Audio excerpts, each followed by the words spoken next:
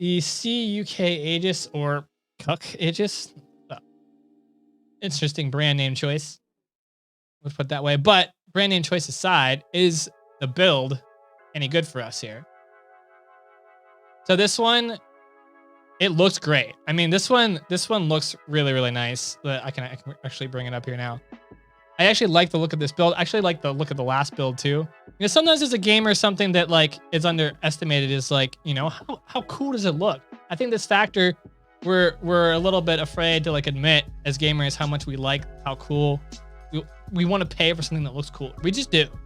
Like if this thing looks as badass as it's gonna be, that's plus points, right? So this build looks clean.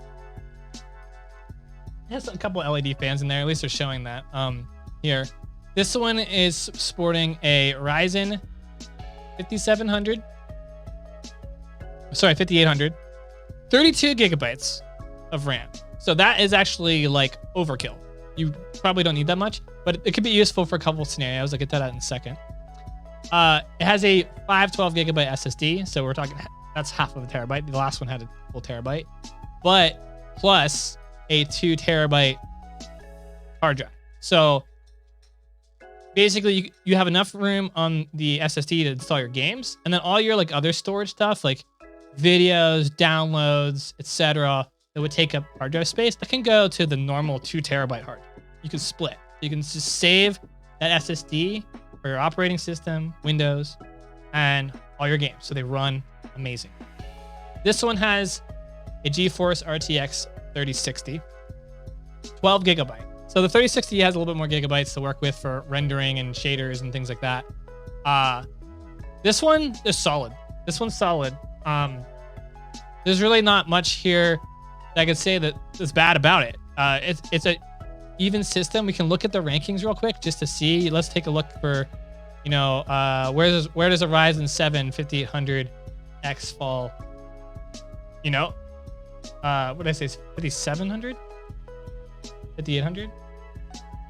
You know, we're actually one tier above. So we actually, from the last system, we moved up. We're the number 4 CPU ranked for 2021, at least according to Tom's Hardware. I'm sure you'll see some other rankings from other sites, but generally speaking, it's hard to go wrong with Tom's. They've consistently done a good job year after year after year. This being number 4, I mean, the performance different.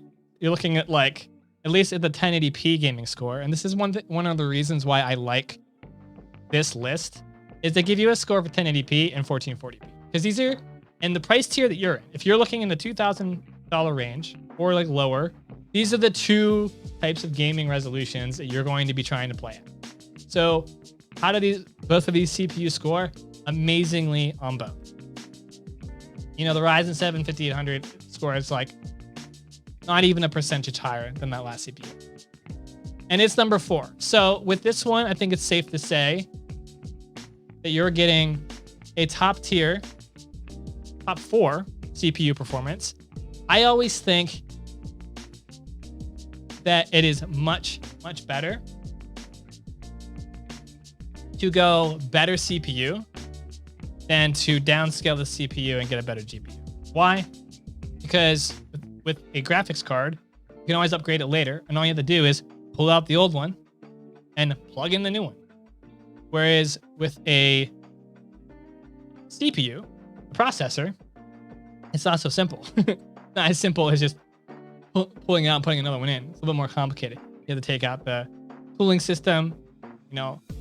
And a lot of people who aren't used to building PCs, this part makes them nervous. Admittedly so. Then you have to take out the processor, and you have to put the thermal paste in or redo the thermal paste, put a new one in, and make sure it fits in that board, it's compatible with that board, etc. Maybe with your upgrading to a processor, you know, that motherboard, whatever. I'm talking lots of jargon. The simple thing that matters is if you go better on CPU, there's a much less likely chance you're going to be bottlenecking yourself in terms of performance. You can always upgrade the graphics card later if you get more money down the road. It's very simple. But the CPU, when you're going to make a pre-built system purchase, I would make sure you can get the best you can possibly get. And on our list today, this one has the best processor out of all the deals we're going to find in this price range. Top 4 CPU right here. Okay. So, and look, you're not even that far off from the number 1. Yeah. Yeah. It's not the number 1 processor. Okay. All right. You're less than 4 percentage points off of the performance on 1080p. On 1440p, you're like 2% off of the performance of the top CPU ranked right now in the hierarchy. Okay. But the CUK Aegis, this one, I don't, I will say I have not bought a system from that brand. I would imagine, based on the specs, this one just looks great. And a lot of time when you get a newcomer into the market, I don't know how new CUK is, but they will provide you a little bit better deal because they need to make a name for themselves. The system looks great on paper. I think the thing will be checking out and seeing, when we can take a look at this, what the reviews say. Whenever you're buying from a vendor that you maybe don't have experience with, I think one of the most important things is just look at their support policy. Look at people's experience when they're calling. Are they getting good support back? So that way, if anything happens to yours, you know that they're going to be very, very proactive about wanting to help you fix it. And almost all of these vendors, at least from what I've seen, are going to be willing to do that. If you're going to buy a pre-built PC,